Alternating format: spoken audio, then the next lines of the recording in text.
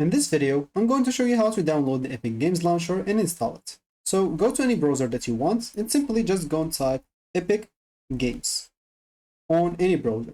Once you do so, click on the first link.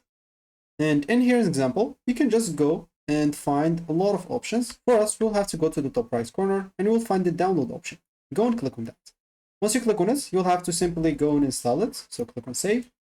And once this is downloaded, you'll be basically good to go to install it. So this is installed at the moment. I'm just going to double click on that and it will start installing once it's downloaded. So let's just wait a little bit. And as you can see, you'll have to click on install in here, click on yes, and keep clicking on next, go through all the steps and it should be installed and ready to start. For example, it's copying files and stuff. You'll just have to wait through this. It should not take a lot of time for you. So if it's require anything to be installed, they will tell you. As an example, they will just tell you to click on next to confirm the installation. You don't have like to do anything manually.